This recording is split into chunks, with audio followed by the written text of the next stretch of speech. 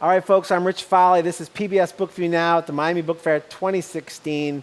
If you've seen behind us or seen outside, it's a beautiful Friday here. The weekend is going to explode on Saturday and Sunday as well, with more than 250,000 people coming through the fair, especially if we have the nice weather that Miami often gives us. Now we're sitting right now with Robert Beatty, though, who's the author of the second book in your series. This one's called Seraphina and the Twisted Staff. Right. Welcome. Thank you. So nice to have you here. Glad to be here. The first one was called Seraphina and the Black Cloak. That's right. And it was a big jump for you, writing for younger readers. Right. And it's also sort of a labor of love, because you're writing about what's really cool is the Biltmore Estate and the Vanderbilt family and your new hometown. Tell us a little bit about how you were attracted to write about the Biltmore Estate, which is sort of a magical place. Right. Well, it's the largest home in America and one of the most beautiful homes in America. And I have the honor of living right near there in the mountains of North Carolina. And my family and I go there often, and we just thought, wow, it'd be really cool to have some neat stories that take place in this location, because it's kind of like an American castle.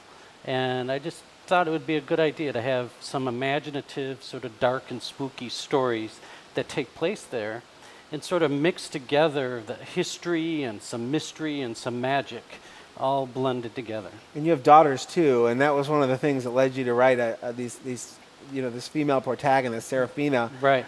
Talk about the evolution of that character in your mind, how she came to be. Right. So I was writing books for adults, for grown-ups, and I was enjoying doing that. But my daughter kept asking me to write something for her to read, but I kept saying, well, I'm sorry, this book's not appropriate for you. And then one day she came in and she put a manuscript on my desk, and she said, what's that? And I said, well, that's a book I wrote when I was a little kid. I was like 14 years old. Where'd you get that book? Where'd you find it? I dug it out of a box in the basement. Nice. And I said, well, I don't write books like that anymore. And she said, well, you should, because I just read it and I loved it.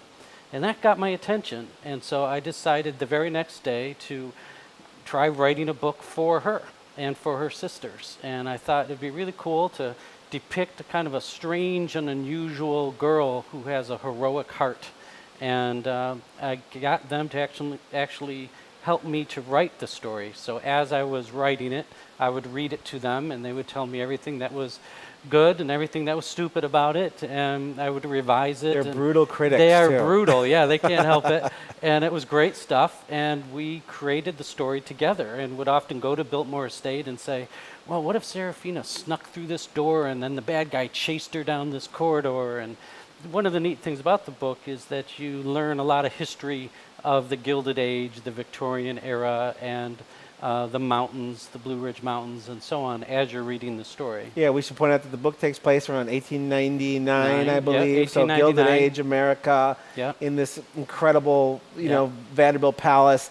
And you bring a fictional Vanderbilt into the story, too. Braden is like the nephew of George. Right. Talk about the creation of that character.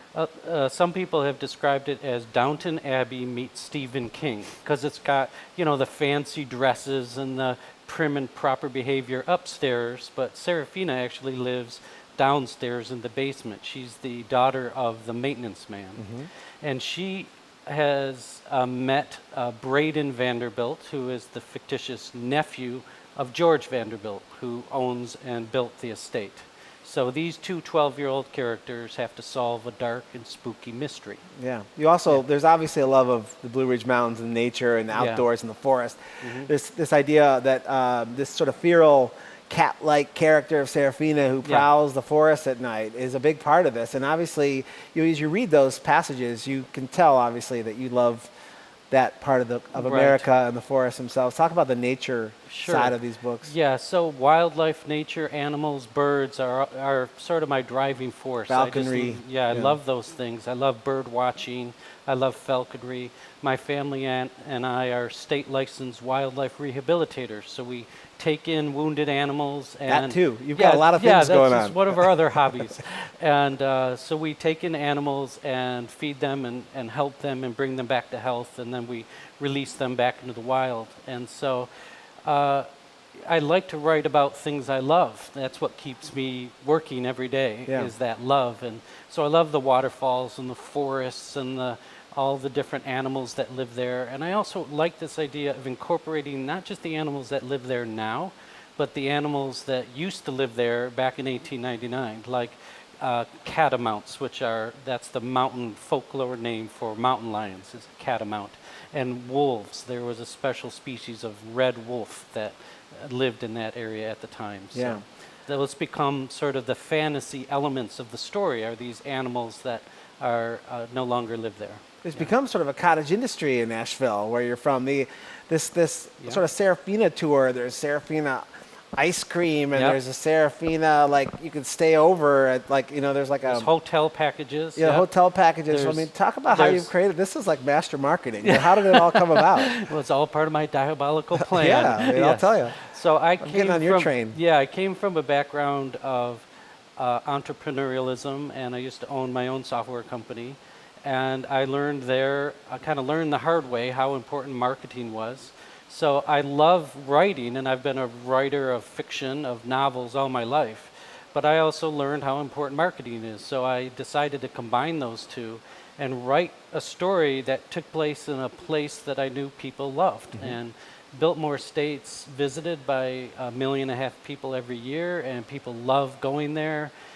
There's hundreds of people that get married there every year, and they have a special bond to it. And I thought, I'd like to write stories for those folks. So the book's not just for children. It is read by actually more adults than by children. Yeah, a lot of the book reviews come from adult sites too, who Yeah. are interested in sort of the fantasy elements and the sort of mystery Right. background, the historical part. Yep.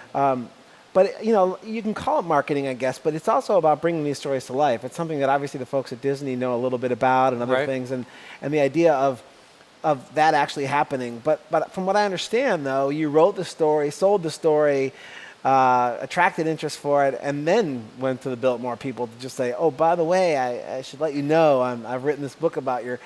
How did that go? Were they Yeah. interested in this? Did they get it right away? That is how it went. So I didn't think it would do any good as an unknown author to go to them, and so I waited until I got a contract with Disney, and then That helps, by That the way. helps, yes.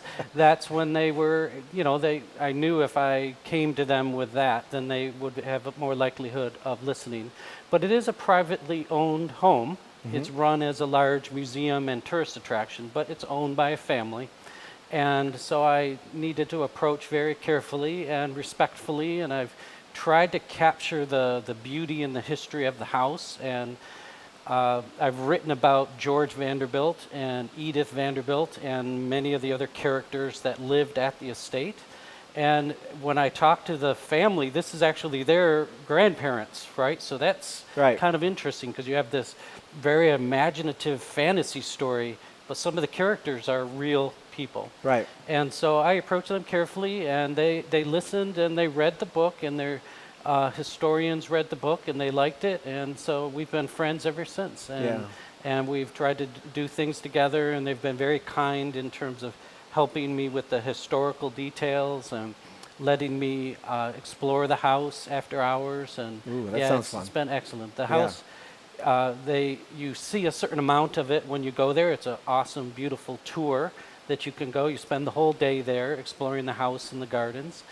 But there's even more behind the ropes, concealed doors and tunnels underneath the house, all of which gets explored in the books by Serafina. Yeah, it's spectacular. And what I've been really having fun and sort of reading about your backstory and seeing the sort of theme of reinvention for you that just continually happens in your life. I mean, one thing to another, but now you find yourself in this very family-like environment in a city you love, writing about topics you love, involving your own kids. Your daughter was in the video for the trailer, the book trailer for this. I mean, this just has to be something you could have never even imagined as you were sort of building other companies and doing things like that. Yeah, so in my previous life, as I call it, I was the CEO and founder of an internet software company. I was working 90 hours a week. I was at the office all the time and just totally focused on software programming and servers and technology, and I loved it.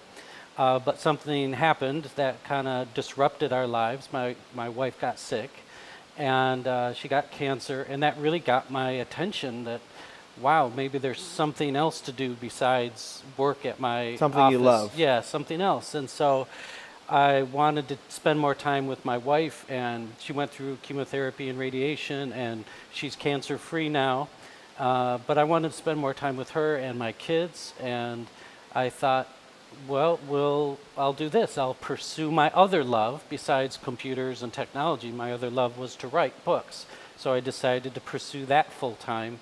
And I thought, well, since the whole idea here was to spend more time with my kids, I'll get my kids to help me write the story. Yeah. And then after that, we decided to make a book trailer, 2.5-minute video that shows what's in the book, kind of like a movie trailer, but introducing the book. And we shot it on location at Biltmore Estate.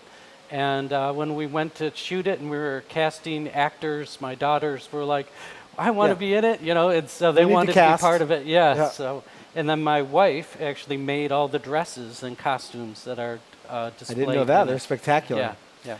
Well, it's a great story. The books are wonderful. Thank you.